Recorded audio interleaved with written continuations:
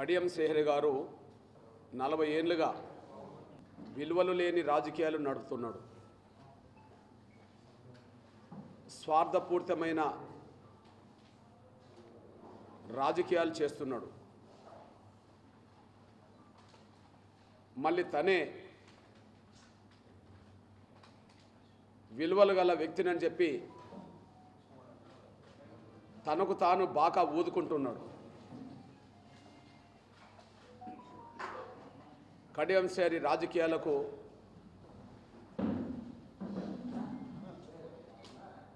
స్వార్థపూరితమైన విలువలేని రాజకీయాలకు వరంగల్ ప్రజలు గుణపాఠం నేర్పాల్సిన బాధ్యత ఉన్నదని గుర్తు చేస్తున్నా.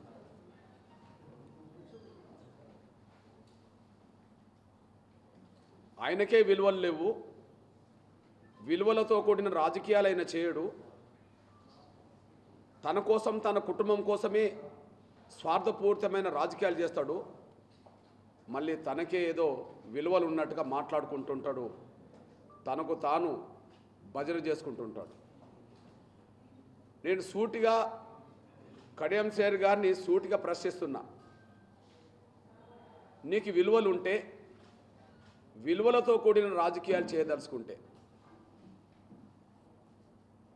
ముందు స్టేషన్ గన్పూర్లో ఏ పార్టీ అభ్యర్థిగా గెలిచావో, ఇప్పుడు నువ్వు ఏ పార్టీలో చేరావో ఆ పార్టీ ద్వారా పొందిన ఎమ్మెల్యే పదవికి ముందు రాజీనామా చేసి విలువల గురించి మాట్లాడు. స్టేషన్ గన్పూర్లో బీఆర్ఎస్ అభ్యర్థిగా ఎమ్మెల్యేగా గెలిచావు. నీకు విలువలు ఉంటే, ఇప్పుడు ఎమ్మెల్యేగానే నువ్వు అనిపించుకుంటున్నావు కనుక, ఎమ్మెల్యేగా నువ్వు గెలిచింది బీఆర్ఎస్ కండువా కప్పుకొని కారు గుర్తు మీద ఓటేస్తే గెలిచావు. ఇప్పుడు నీ ఒంటి మీద కాంగ్రెస్ కండు వచ్చింది, మళ్ళీ నువ్వు ఎమ్మెల్యేగానే చెప్పుకుంటున్నావు. బీఆర్ఎస్ ఎమ్మెల్యేగా గెలిచి కాంగ్రెస్ ఎమ్మెల్యేగా ఎట్లా చెప్పుకుంటావు? విలువలు లేని రాజకీయాలకి ఇది పరాకాష్ట కాదా? నీకు దమ్ము ధైర్యం ఉంటే ప్రస్తుతం నీ పార్టీలోనే ఉన్న కాంగ్రెస్లో ఉన్న, ప్రస్తుతం నీ పార్టీలో కాంగ్రెస్లోనే ఉన్న రాజగోపాల్ రెడ్డి గారిని ఆదర్శంగా తీసుకో, లేదా ప్రస్తుతం బీజేపీలో ఉన్న ఈటల రాజేందర్ గారిని ఆదర్శంగా తీసుకో. నీకు దమ్ము ధైర్యం ఉంటే, విలువలు ఉంటే వాళ్ళని ఆదర్శంగా తీసుకో. కారణాలు ఏమైనా కేసీఆర్ను ఓడించే పోరాటంలో అప్పుడున్న పరిస్థితిలో కాంగ్రెస్ ఆ పని చేయలేకపోతున్నదని, కేసీఆర్ను ఓడించే ప్రయత్నంలో బీజేపీ ముందు వరుసలు ఉన్నదని ఆనాడు కాంగ్రెస్ ద్వారా గెలిచిన, చేయి గుర్తు మీద గెలిచిన మునుగోడు ఎమ్మెల్యే పదవికి రాజీనామా చేసి ఆయన బీజేపీలో చేరాడు. అందుకనే ఉప ఎన్నికలు వచ్చినాయి. ఉప ఎన్నికల్లో ఓడవచ్చు, గెలవచ్చు తర్వాత విషయం. రాజగోపాల్ రెడ్డి విలువల గల రాజకీయాలు నడిపినట్టే కదా. ఒక పార్టీ ద్వారా గెలిచి ఇంకో పార్టీలో చేరుతున్నప్పుడు ఆ గెలిచిన పదవికి రాజీనామా చేశాడు కదా. కారణాలు ఏమైనా దమ్ము ధైర్యం ఉన్న నాయకుడే రాజగోపాల్ రెడ్డి. తను మళ్ళీ గెలవకపోవచ్చు, కానీ పార్టీ మారుతున్నప్పుడు మాత్రం, నేను ఒక పార్టీలో గెలిచి ఇంకొక పార్టీలో చేరుతున్నప్పుడు నేను విలువలతో కూడిన రాజకీయాలు చేయాలని చెప్పి ఆయన రాజీనామా చేశాడు. ఉప ఎన్నికలు వచ్చినాయి, ఓడిపోవచ్చు, కానీ రాజగోపాల్ రెడ్డి విలువల గల రాజకీయాలే చేశాడు. రెండోది, మన పక్క నియోజకవర్గం హుజురాబాద్ నుంచి బీఆర్ఎస్లోనే గెలిచిన సోదరులు ఈటల రాజేందర్ గారు తను పార్టీ మారాలనుకున్నప్పుడు, ముఖ్యంగా కేసీఆర్ గారు గతంలో రాజన్నను అవమానకరంగా బర్తరఫ్ చేసినట్టుగానే ఈటల రాజేందర్ గారిని కూడా అవమానకరంగా బర్తరఫ్ చేస్తే తన ఆత్మగౌరవాన్ని నిలబెట్టుకోవడానికి, తన వ్యక్తిత్వాన్ని చాటుకోవడానికి ఆయన బీఆర్ఎస్లో ఉండలేని పరిస్థితులు వచ్చినప్పుడు ఆయన తన ఎమ్మెల్యే పదవికి రాజీనామా చేసి బీజేపీలో చేరాడు. తద్వారా ఉప ఎన్నికలు వచ్చినాయి. ఓడినా గెలిచినా నేను విలువలతో కూడిన రాజకీయాలు చేస్తామని చెప్పి ఈటల రాజేందర్ గారు నిరూపించుకున్నాడు. ఉప ఎన్నికల్లో గెలిచాడు.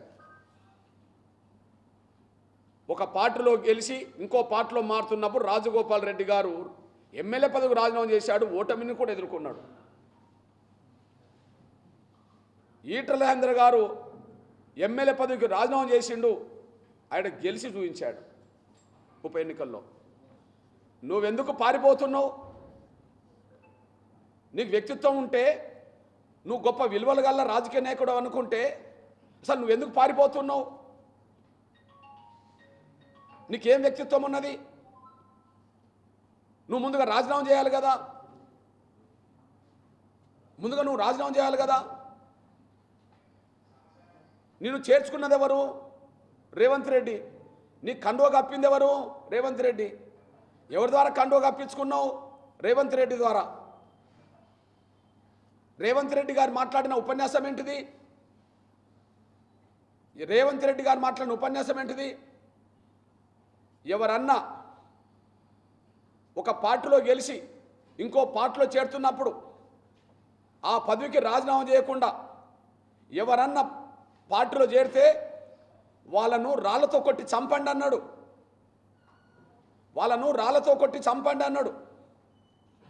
రాళ్లతో కొట్టమనడం వరకే సరిపోలే, రాళ్లతో కొట్టి చంపండి అన్నాడు.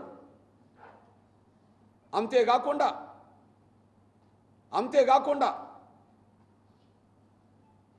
ఒక ఎమ్మెల్యే పదవికి ఒక పార్టీలో గెలిచి ఎమ్మెల్యే పదవికి రాజీనామా చేయకుండా ఇంకొక పార్టీలో చేరితే రాళ్లతో కొట్టి చంపండి అనే మాట అంటున్నప్పుడు పిచ్చి కుక్కలను ఎట్లయితే కొట్టి చంపుతారో, పిచ్చి కుక్కలను తెలిసి ఎట్లయితే పిచ్చి కుక్కలను కొట్టి చంపుతారో ఆ విధంగా ఒక పార్టీలో గెలిచి ఇంకో పార్టీలో చేరుతున్నప్పుడు పిచ్చి కుక్కల్లాగా చంపండి అని కూడా రేవంత్ రెడ్డి గారు మాట్లాడిండు.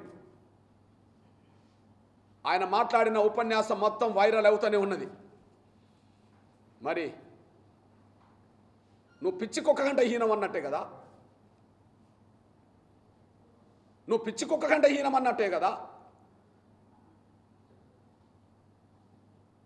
పిచ్చి కుక్కల కంటే హీనంగా కొట్టి చంపమన్న రేవంత్ రెడ్డి గారికి విలువలు లేవు. ఎమ్మెల్యే పదవికి రాజీనామా చేయకుండా ఇంకో పార్టీ కండో కప్పుకోవడం నీకు విలువలు లేవు. ఆ విషయాన్ని మర్చిపోవద్దని కూడా గుర్తు చేస్తున్నా నేను. నువ్వేదో పెద్ద నీతిపరుడులాగా, నువ్వేదో విలువలు గల రాజకీయాలు నడుపుతున్నట్టుగా పెద్ద ఫోజులు కొట్టడం అనేది బంద్ చేసుకో.